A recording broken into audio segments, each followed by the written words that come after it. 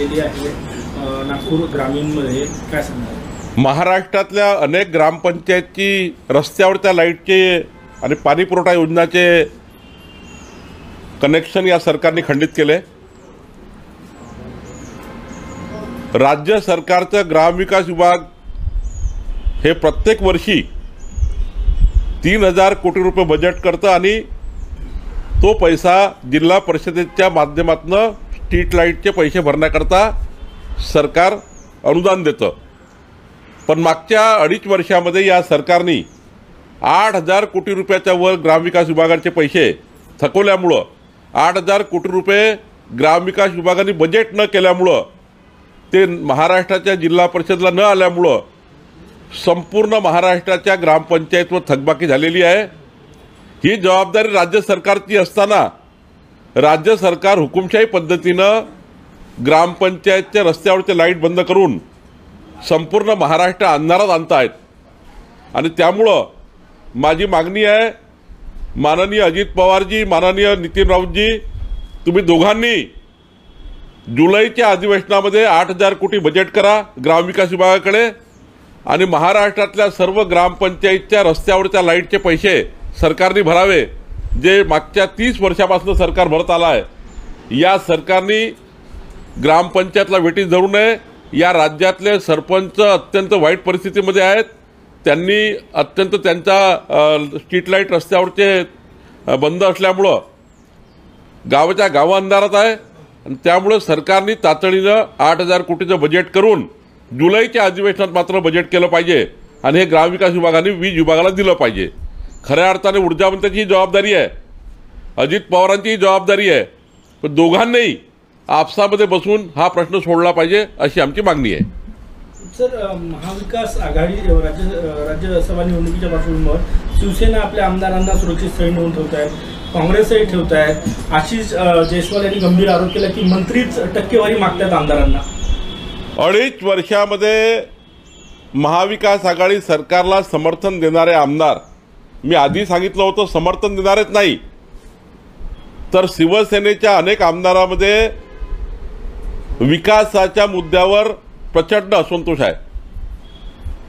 अनेक आमदार शिवसेनेचे नाराज आहे कारण राष्ट्रवादी काँग्रेस आणि काँग्रेसचे मंत्री त्यांना पैसाच देत नाही, त्यांच्या मतदारसंघात पैसाच देत नाही। तुम्ही कुठल्याही विभागाचा विचार करा, आदिवासी विभाग असो की सामाजिक न्याय असो की ग्रामविकास विभाग असो, जे अत्यंत महत्त्वाचे विभाग जे राष्ट्रवादी काँग्रेस आणि काँग्रेसकडे आहे त्या विभागाचे मंत्री शिवसेनेच्या आमदाराला विचारत नाही, शिवसेनेला समर्थन दिलेल्या अपक्ष आमदाराला विचारत नाही आणि त्यामुळे प्रचंड मोठा असंतोष आमदारामध्ये आहे। आज आशिष जयस्वाल बोलले, काही लोक बोलत नाही हाच भाग आहे, पण आशिष जयस्वाल बोलले ते खरं आहे की आज जिल्ह्याचे पालकमंत्री, त्या जिल्ह्याचे पालकमंत्रीसुद्धा शिवसेनेच्या आमदाराला वाईट वागवत आहेत। आपण संपूर्ण महाराष्ट्राचे पालकमंत्री बघा, राष्ट्रवादी काँग्रेस आणि काँग्रेसचे पालकमंत्री आहेत, त्या ठिकाणी शिवसेना आणि शिवसेना समर्थित आमदारांना वाईट वागवत आहेत। त्यांच्या मतदारसंघात जाऊन कार्यक्रम घेतात पण तिथल्या आमदाराला विचारत नाही। ही परिस्थिती शिवसेनेच्या आमदारांची आहे। सर, केंद्र में नुपुर शर्मा और नवीन जिंदल को लेकर जिस तरह बातें सामने आई हैं और उनको जो पनिशमेंट दी गई उसके बाद देश में भी आक्रोश नजर आ रहा है, तो वही और एक सवाल इसको जोड़ते हुए पूछना चाहूंगी कि अब तक भारतीय जनता पार्टी तुष्टीकरण की राजनीति को लेकर कांग्रेस पर हल्ला बोल करते आई है, लेकिन इस समय भारतीय जनता पार्टी ने जो एक्शन लिया है उसको लेकर आप क्या कहेंगे? देखिए, किसका भी अपमान करना भारतीय जनता पार्टी के डायरी में नहीं है। जिस प्रकार से कार्रवाई हुई वो कार्रवाई योग्य है और ऐसा कोई भी व्यक्ति भारतीय जनता पार्टी में नहीं चलेगा जो व्यक्ति इस प्रकार से व्यक्तिगत टीका करके इस प्रकार से देश के माहौल को बिगाड़ने का काम करेगा। मुझे लगता है कि कार्रवाई सही है और ऐसी ही कार्रवाई होनी चाहिए। 2007 से कोल वॉशरी जो है बंद है, ऐसे में महाशेषु की मैनेजिंग डायरेक्टर और आपने बिल के करार किया, ऐसा भी आप पर टीका टिप्पणी जय जवान जय किसान के प्रशांत पवार ने आप पर क्या बताया? प्रशांत पवार जी को मेरी विनती है कि थोड़ा उसने पढ़ाई करनी चाहिए।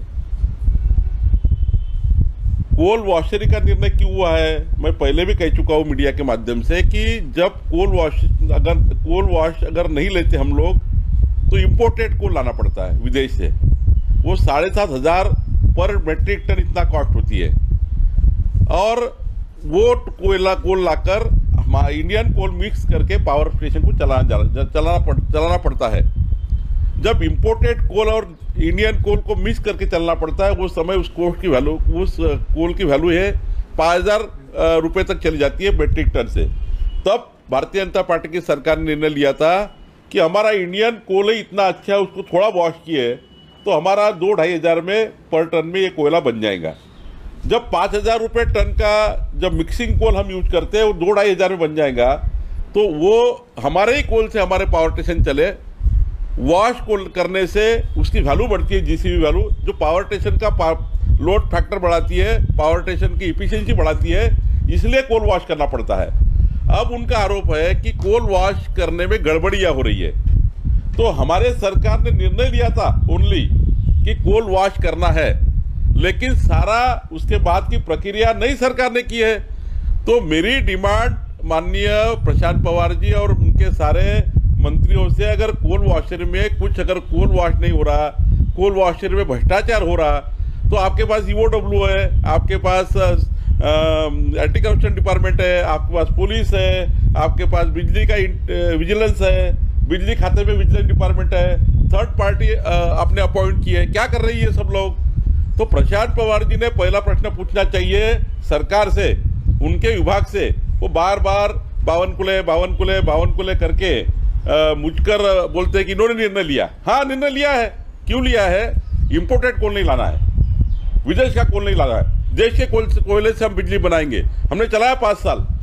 और रह गई बात, प्रशांत पवार जी ने मुझे ये भी कहा है विधानमंडल में वो उठाएंगे क्या? निश्चित रूप से हम विधानमंडल में उठाएंगे कि कोयले में, वॉशरी में अगर काम करने में कोई गड़बड़ियां है तो वो गड़बड़ियां प्रशांत पवार जी ने मुझे लेटर देना चाहिए। मैं भी खोज रहा हूँ, उन्हें बताना चाहिए 10 गड़बड़ियां हो रही है। उनका अगर मुझे पत्र आता है कि ये गड़बड़ियां हो रही है, मैंने भी परसों से खोजने का प्रयास कर रहा हूँ कौन सी गड़बड़ियां चल रही है।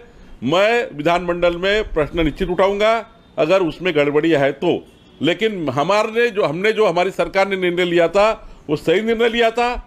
हमारे इंडियन कोयले से हमारे पावर स्टेशन चलाएंगे, इंपोर्टेड कोल हम नहीं लाएंगे, इसलिए निर्णय लिया था। उनका ये भी कहना था कि मतलब भारतीय जनता पार्टी वापस सत्ता में आएंगे, ऐसा भी भ्रम मिस्टर बावनकुले को था, इसकी वजह से कोल वॉशरी को वापस से शुरू किया। भारतीय जनता पार्टी की सरकार आती तो ये कोल वॉशरी चालू भी होती, नहीं ऐसा नहीं है।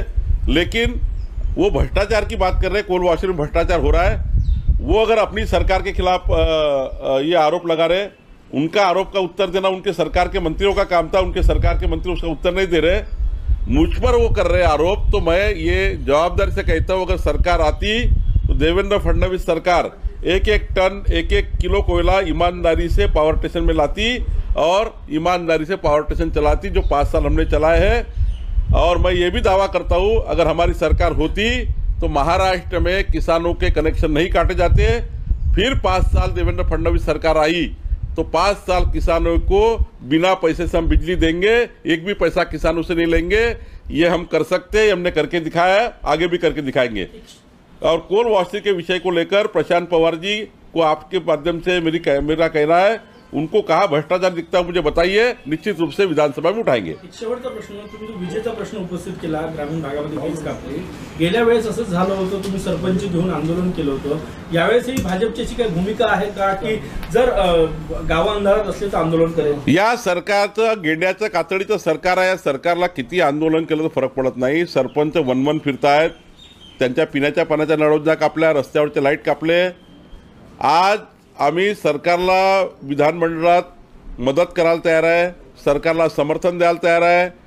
महाराष्ट्रातल्या सर्व ग्रामपंचायतचे विजेचे बिल भरण्याकरता 8,000 कोटी रुपयाचं बजेट जुलैच्या अधिवेशनामध्ये माननीय अजित पवार आणि नितीन राऊत यांनी आणावं। आम्ही त्या बजेटला समर्थन द्यायला तयार आहे।